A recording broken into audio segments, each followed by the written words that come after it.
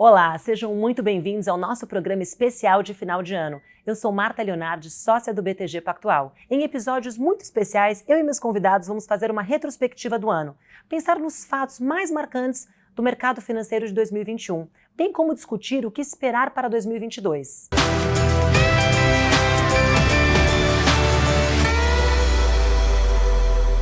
O primeiro semestre foi marcado pelo otimismo apesar da pandemia. O Ibovespa e as bolsas internacionais superaram expectativas, bateram máximas históricas e a B3 registrou entrada recorde de investimento estrangeiro no país. Mas essa recuperação econômica logo veio acompanhada pela alta dos preços, a inflação voltou aos 2 dígitos e vimos um aumento da taxa Selic e a atratividade da renda fixa. Commodities tiveram muito destaque, tanto pelo boom do setor como pelo descompasso entre oferta e demanda, principalmente do petróleo.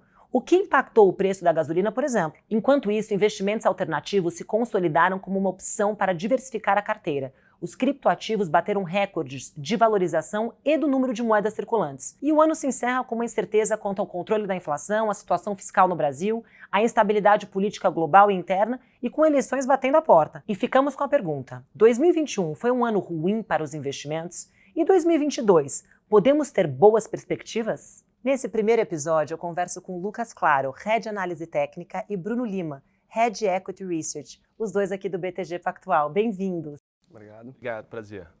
Bom, também temos nossos parceiros, o trader Fabrício Gonçalves. Obrigado. Prazer. E André Boni, educador financeiro. Bem-vindo também. Obrigado. Antes da gente começar, vamos relembrar resumidamente alguns pontos importantes deste ano. E é com essa pergunta que eu começo o programa. É com você, Lucas. Você que operou o ano inteiro na nossa sala, ao vivo de análise. Foi um ano ruim para os investimentos? Olha, Marta, acho que depende, né? Tiveram ações... Quando a gente pega o Ibov de uma forma geral, de fato, o Ibov performou mal. A gente descolou das bolsas lá de fora e esse ano foi um ano ruim para a nossa bolsa. Por outro lado, tiveram outras oportunidades, por exemplo, como os BDRs, mas que passar a bola também para os nossos amigos aqui. Fiquem à vontade para falar o que vocês acham também aí. Bruno, você que cuida do nosso time de fundamento aqui, teve coisa boa também, não teve não? Teve, não vou antecipar muito, né, o script, nosso papo, não dá para ficar dando spoiler do que vem adiante, mas eu acho que o Lucas endereçou um ponto interessante, que é assim, acho que mais do que nunca foi uma seletividade. Então acho que foi muita palavra, né, que acabou norteando, né? Obviamente tem ações que foram muito mal, por outro lado temas que foram muito bem. Então acho que foi um ano assim, né, uma seleção mais criteriosa do processo, pelo menos olhando ações, né? É que eu não sou do mundo do day trade, né, Fabrício? Eu não sou trader. Eu olho mais fundamento. Eu acho que tem outras discussões também que... Claro. Nós tivemos um primeiro semestre com bastante expectativa na volta da economia, na maior parte dos países abrindo fronteiras. O nosso Ibov até deu um pouquinho de tração no primeiro semestre, andou bem, rompeu 130 mil pontos, todo mundo ficou com aquela expectativa, né? 150 mil, alguns falando, só que a partir do segundo semestre nós tivemos alguns problemas internos, porque o exterior se descolou, no caso continuou tendo valorização e nós, por problemas fiscais internos, tivemos alguns certos problemas e estamos negativos no dia de hoje, principal índice acionário brasileiro, Bovespa. Bom, a minha visão ela é um pouquinho diferente da de vocês todos aí, naturalmente, né? Mas na verdade não é exatamente diferente, mas é que eu penso o seguinte: o que aconteceu em 2021 não é nada diferente do que a renda variável proporciona ao longo do tempo. Então eu acho que é muito interessante o investidor ter isso em mente, porque subir e descer da pirueta e para trás, para frente, isso aí faz parte da renda variável. Então por mais que a gente tenha uma expectativa de que a bolsa suba sempre, ela não vai subir do primeiro ao último dia do ano. Isso não vai acontecer, isso é real. Então, considerando a gente olhando no micro dentro do ano, a gente tem todos esses fatores que contribuem para os movimentos, mas olhando de uma maneira macro, eu entendo que não foi nada diferente do que a renda variável normalmente é. Essa é a minha visão. Mas, Bona, só um minutinho. Os investidores vieram carregados de ações do ano de 2020. Então, as carteiras estavam com mais posição em ação. O que você fala para esse investidor? Eu imagino que o investidor que veio carregado em 2020, ele não estava fazendo uma posição para um ano. Lógico. Então eu entendo que ele talvez estivesse pensando em 2050. Tá bom. Então eu entendo que 2021 vai se diluir ao longo do tempo. Maravilhoso, muito obrigada. Focando nossa atenção em renda variável, vocês consideram que 2021 apresentou maiores desafios para os investidores? E quais foram esses desafios? Acho que sim, né? Acho que a resiliência do investidor foi testada esse ano. Quando a gente via ao longo desses últimos anos, principalmente ali em meados de 2020, a queda foi muito rápida. Então não deu tempo do investidor pensar em fazer muita coisa. E a gente viu até um movimento diferente do que boa parte do mercado esperava lá em 2020, que era saída de capitais, principalmente da pessoa física, e foi ao contrário. Né? A gente teve uma injeção de dinheiro por parte do investidor pessoa física. Esse ano, esse comportamento dele, acho que está um pouco diferente. Acho que ele tem que... essa demora na resolução das coisas em Brasília, esse ano fez com que a gente descolasse lá de fora. Então a gente vem mês a mês tendo realizações na Bolsa, o Ibov caindo, a gente está com mais de 13% negativo nesse momento, enquanto lá fora a gente vê Dow Jones, S&P e Nasdaq renovando máximas históricas. Então, esse momento, eu acho que o comportamento, a cabeça vai pesar bastante. Né? Acho que ele está testando o investidor também, Ele está testando o investidor e até o grau de educação, que aí acho que a gente faz parte disso, desse investidor, de maturidade desse investidor, que a gente não via há muito tempo atrás. Então, acho que agora é a hora da gente ver se, de fato, o investidor brasileiro ele já está um pouco mais maduro ou se não, se ele ainda precisa de mais tempo para ficar mais resiliente ao longo aí da sua jornada de investidor. Acho que é aquela máxima, né, do caiu, comprou, né? Isso. Então, caiu, comprou, você vai ganhar dinheiro, né? Muita coisa da própria injeção de recursos lá fora, Fed, etc.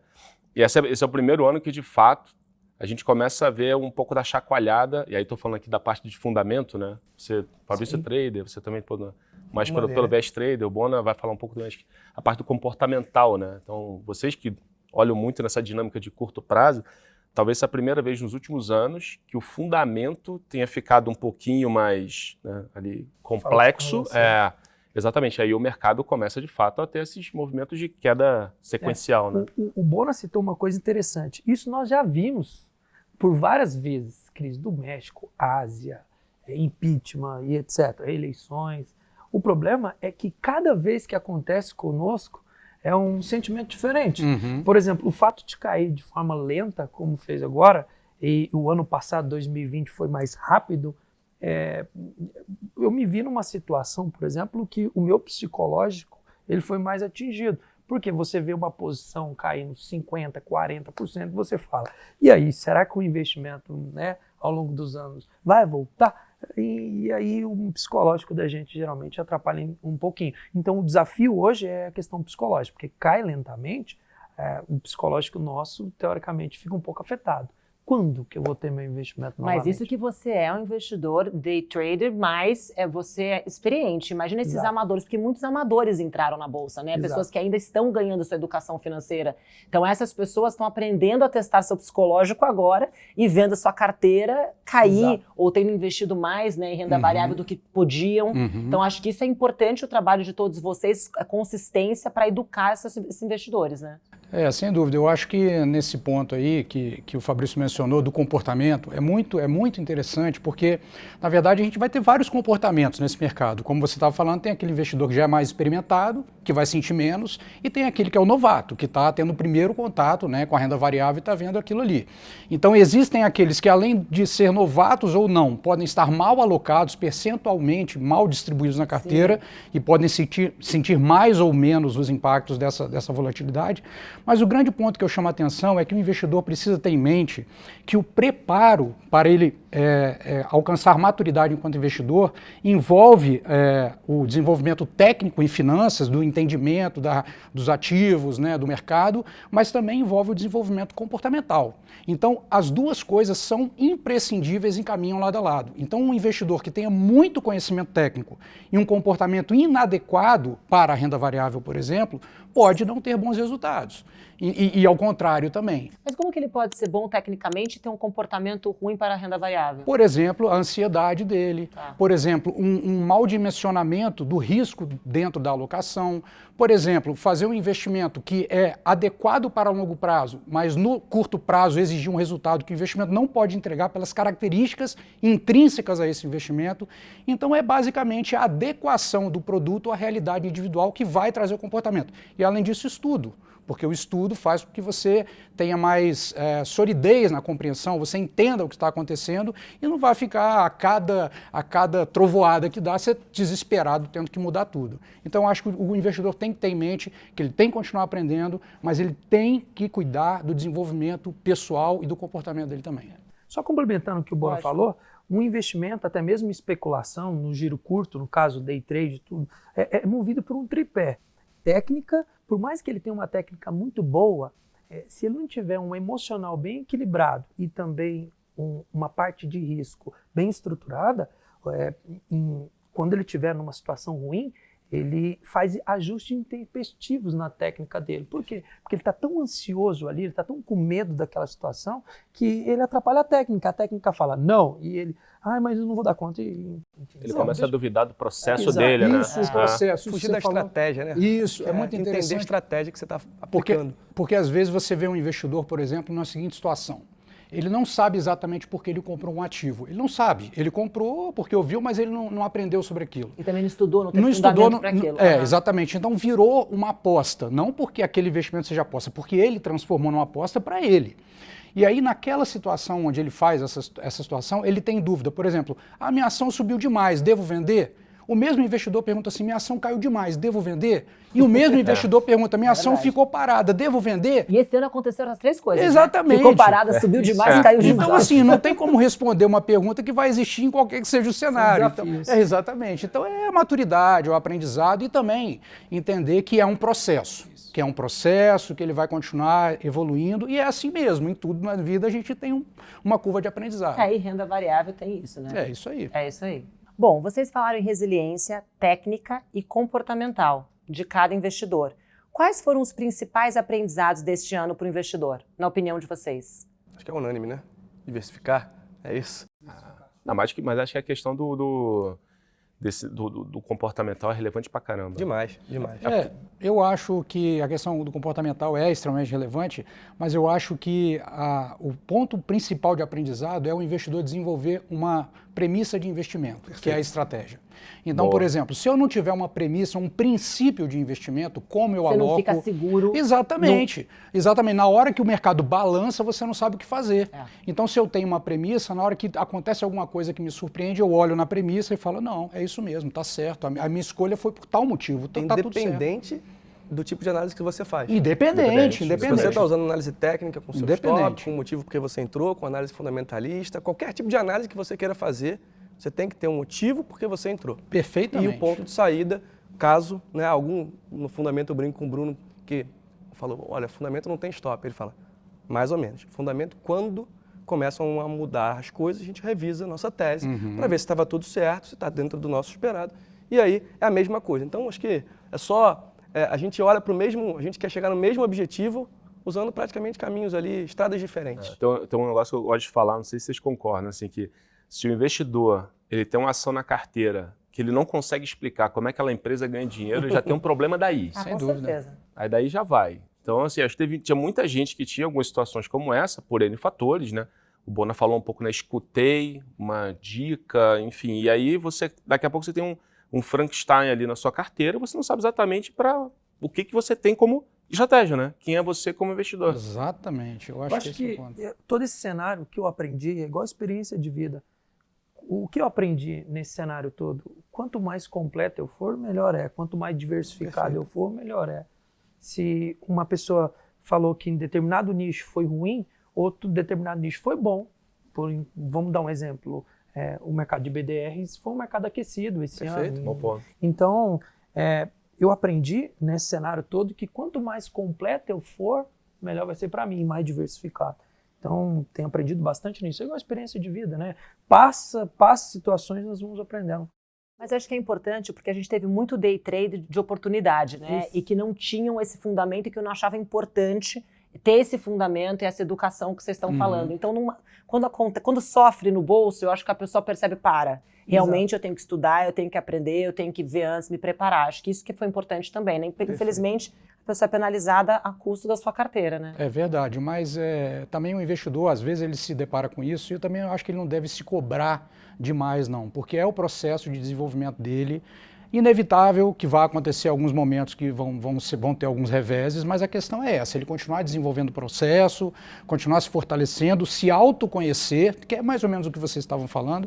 E até o comportamento dele em cenários adversos. Exatamente, porque isso vai fazendo com que ele tenha pele de crocodilo, né? Ele vai ficando cascudo, ele vai conseguindo enfrentar sem tanta preocupação, entendendo como é que o mercado é assim mesmo e o jogo é como ele vai usar as premissas de investimento. Até porque as premissas salvam ele dos vieses comportamentais, que é ele ter uma super confiança de que está certo, que é ele tomar uma decisão impulsiva fora do momento e se atrapalhar. Isso é muito perigoso, principalmente para quem opera day trade, né? Exato. A gente está operando ali mini índice, mini dólar, extremamente alavancado, mesmo sem utilizar a alavancagem da corretora. Você já está utilizando, a margem que a bolsa pede, você já está alavancado. Então tem que tomar muito cuidado. Quanto menor for o seu tempo de investimento, mais exigente vai ser o mercado financeiro para você. Exemplo, o meu investimento é para 5 anos. Ele vai olhar o cenário de agora e vai falar assim, a minha preocupação daqui a 5 anos, 10, a minha preocupação não é a aposentadoria.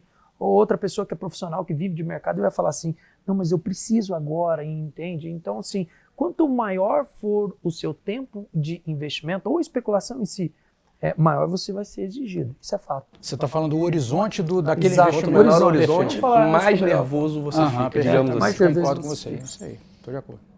Bom, gente, uma pergunta que a gente não pode escapar aqui. Qual a melhor ação para investir este ano e não pode ser a mesma ação? Vamos deixar o Bona começar, porque eu tô Não, curioso. eu tô desde o curioso. início. Ele falou que Não, o ele Bona, guardou a ele dele guardou assim, as 7 dele, chaves. Por favor, Bona. Esse é o momento de revelar o segredo. Então tá bom. Essa curiosidade. Índice? Índice. Compre o índice, fique diversificado e vá para a praia o resto do tempo. Boa. Ó.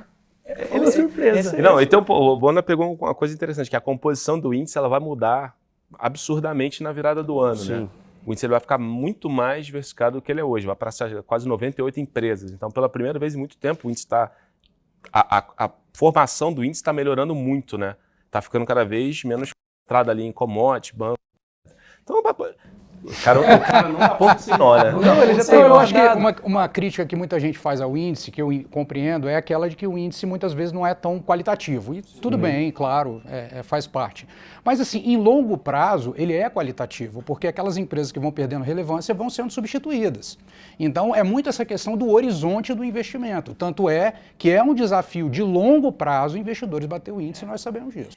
Vale lembrar, quando ele fala índice, talvez a pessoa que está assistindo não tenha esse discernimento. Ou ele compra WINZ21, ou algo assim, ele fica trocando de letra, ou ele compra BOVA 11. Eu estou falando do ETF. index, BOVA, né? exatamente, do Ele compra BOVA, BOVA ou de um 11. fundo indexado. Exatamente. Só um minutinho, só ele contou. Quero saber o segredo de todos vocês aqui. Vocês Pegaram estão a minha para poder, ó. Olha Bater. só. Fabrício, Começa cadê? comigo mesmo? Você mesmo. Respeitar aqui no... Tá, eu poderia escolher outros ativos, principalmente atrelado ao dólar, mas eu vou escolher BRKM5, Braskem. Aí você fala, por quê? Braskem foi bem penalizada na época das operações Lava Jato com essa questão, foi bem influenciado. Isso atrapalhou bastante a empresa ao longo dos 2 anos passados, mas parece que 2021 ela engatou. Ela é a maior empresa de resinas termoplásticas da América Latina e tem apresentado bons números a cada trimestre. Então, se você for pegar no início do ano o ativo que estava valendo 8, 9, hoje está valendo 19 ou algo semelhante assim, são 100% de valorização. Então eu escolheria BRKM5, Braskem. E você, Lucas? Olha, eu gosto de churrasco. Churrasco? Então eu iria de Marfrig, JBS, para mim qualquer uma dessas duas.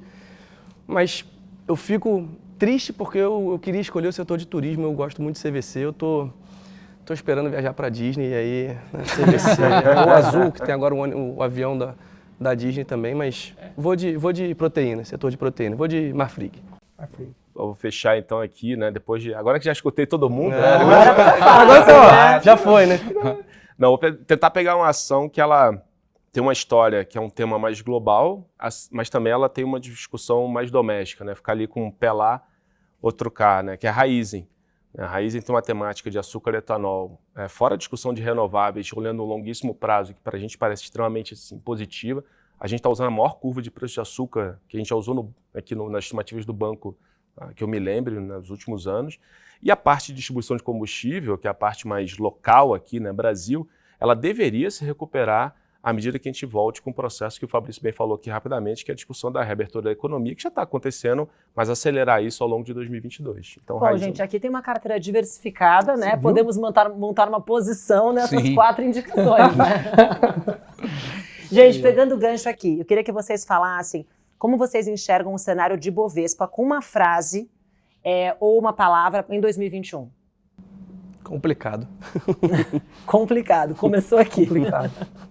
Não pode repetir, senão a gente não gosta. Eu seria volátil porque, em primeiro momento eu tinha máximas e máximas, aquele sentimento, nossa, eu vou ganhar muito dinheiro.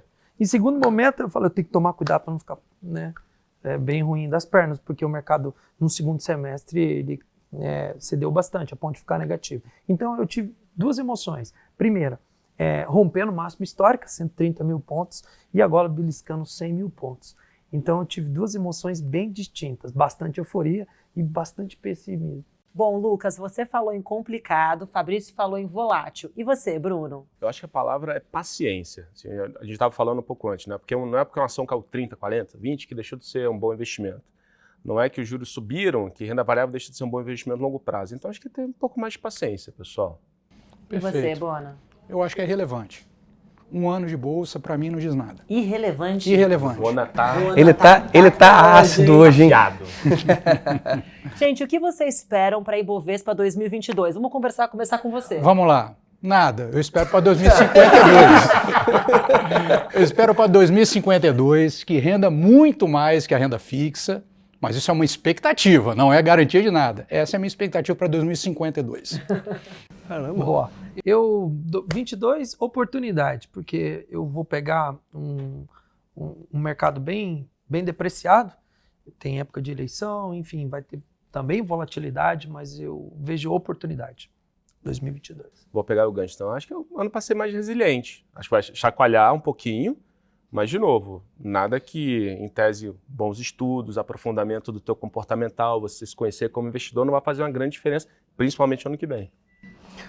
Do nosso lado, acho que eu já ia aproveitar o gancho do próprio Fabrício, né? Volatilidade. Para gente que opera no curto prazo, oportunidade. Então, acho que tem um cenário, a gente vai entrar num ano extremamente apanhando bastante, vamos terminar o ano aí com, salvo algum milagre no final de dezembro agora, a gente vai fechar o ano no negativo.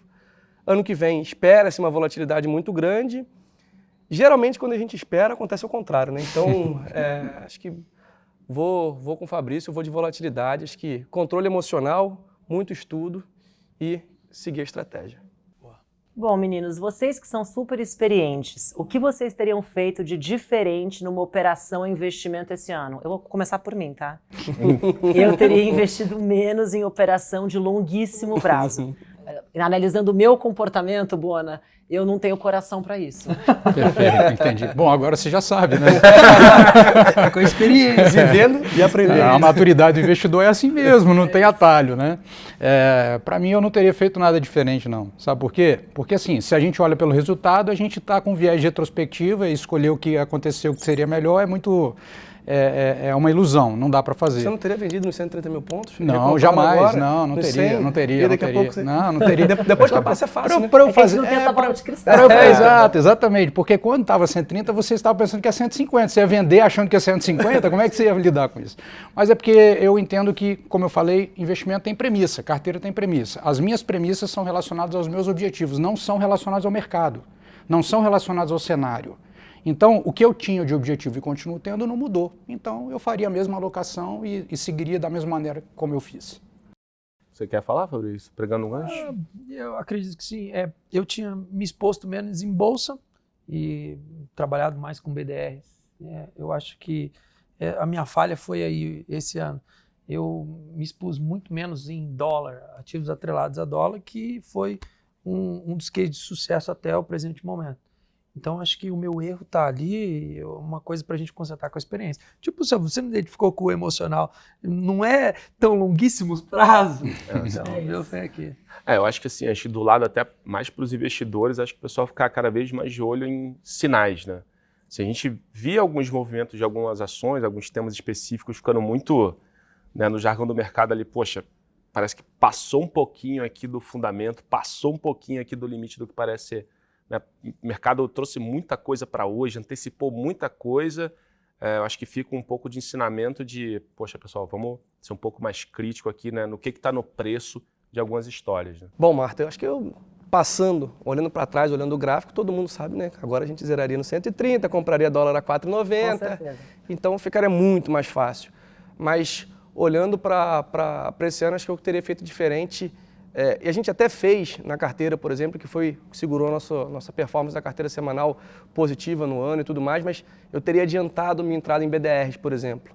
Acho que a gente demorou muito a entender que a Bolsa estava de fato descolando lá de fora, que os problemas locais iam segurar a Bolsa e não deixar que ela acompanhasse, por exemplo, a Bolsa dos Estados Unidos e da Europa, que foram batendo máximas atrás de máximas ao longo do ano. Então, se eu tivesse feito alguma coisa de diferente, passado o gráfico, agora fica um pouco mais fácil, eu teria colocado mais BDR na carteira. Bom, aproveitando o gancho, vocês acreditam que algum investimento vai se destacar em 2022, como foi o caso da renda fixa esse ano? Eu Renda acredito fixa que vai. de novo. Não, eu não Qual? sei. Eu não sei. Mas eu acredito que no final do ano que vem nós vamos olhar para trás e dizer que um se destacou. Mas assim não é justo. Não, Bora assim é a tá muito em cima realidade. do muro, gente. Mas a gente não é muito, Não, né? Eu deixa saio eu daqui falar. não sei o que Não, fazer. deixa eu falar. Eu acho que, assim, o papel do investidor, não é o papel do investidor, mas assim, a maneira, a abordagem minha como investidor é de entender que não dá para prever nada para frente. É você tomar decisão diante da incerteza e esse é o desafio intelectual que está posto na nossa frente. Então, assim, eu não sei o que vai render mais. Não tenho a menor ideia. Mas eu acho que eu tenho que ter uma estratégia de investimento que contemple a minha estratégia dar errado e mesmo assim eu não me meta em apuros significativos como ficar muito no longo prazo. E que você consiga manejar bem o risco. Exatamente. Não, Isso mas, aí. Lucas, você falou em renda fixa. Renda fixa, seguindo Acho renda que, fixa? acho que ano de incerteza, acho que até ali outubro, quando a gente tem de fato a eleição, vai ser esse cenário de vem A, vem B, quem vem, e aí a gente com o cenário de inflação, o petróleo não cai de jeito nenhum. Então, a inflação no mundo inteiro seguindo. Estados Unidos provavelmente subindo juros ao longo do ano que vem. Então, a situação de juros ao redor do mundo e, consequentemente, aqui, tende a pesar. Então, acho que renda fixa tem aí algo interessante, principalmente se a gente tiver se vier, digamos assim, o candidato que o mercado escolher. Né? Porque a gente já viu o que aconteceu, por exemplo, na última eleição, quando o mercado escolheu um candidato e a Bolsa teve aí 2 anos mais tranquilos de arranjo, né? Deixa o Brunão fazer o fechamento. Por quê? Sabe por quê? Você Vou é mais pegar o velho? gancho dele.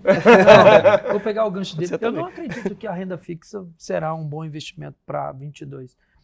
Se nós pegarmos a inflação, na maioria dos países, ela vem como transitória realmente, porque não tem um aumento de renda. O que seria uma inflação? Quando a população tem um aumento de renda, automaticamente tem mais demanda e os preços sobem, certo? Não é o caso que está acontecendo. O que está acontecendo é uns preços maiores das commodities, por exemplo, petróleo. Na maioria dos estados aí nós estamos tendo problema com combustíveis. Então, eu não acho que isso seria os juros vão se alongando ao longo de 22. Eu acredito mais em ações. Eu vejo uma oportunidade muito grande no nosso mercado de ações para 22. Muito mais, às vezes, do que uma renda fixa por conta disso. Eu não acredito que o Brasil vá subir nos juros. Eu acho que para por aí, acho que em março de 22, eu acho que para por aí essa questão de juros. Então, eu não acredito muito em renda fixa para 22. Acredito muito mais em ações. É por isso que você queria falar primeiro do que Era eu? por Pra isso. roubar minha fala? Você Era queria roubar isso. minha fala? Era isso? Eu peguei.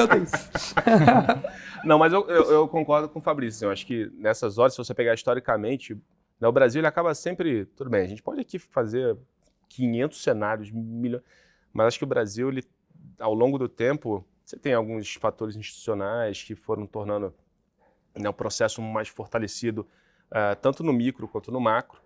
Eu acho que o Ibovespa hoje ele tem uma composição melhor, as empresas estão mais desalavancadas. Então, sinceramente, eu acho que a gente vai, dado que você se antecipou muita incerteza, eu acho que é mais provável desse negócio se dissipando ao longo de 22 e o mercado de ações ele surpreender lá na frente. Bom, gente, muito obrigada. Acho que a gente deu uma aula aqui, uma orientação para todos os nossos investidores. Obrigada pela participação de vocês. Obrigado. Com o panorama para o ano que vem desses 4 especialistas, encerramos o nosso primeiro episódio do especial de final de ano do BTG Pactual. Quero agradecer a vocês, Bona, Fabrício, Bruno e Lucas, e a você que nos acompanhou até aqui. Lembre-se, siga o BTG Pactual nas redes sociais para acompanhar nossos próximos episódios e todas as novidades que ainda estão por vir. Deixe seu like aqui nesse vídeo, siga o canal e ative o sininho para ficar por dentro dos conteúdos que preparamos especialmente para você. Também deixe aqui os seus comentários. Quais foram os acontecimentos de 2021 que mais marcaram vocês? Nós queremos saber. Um abraço e até a próxima!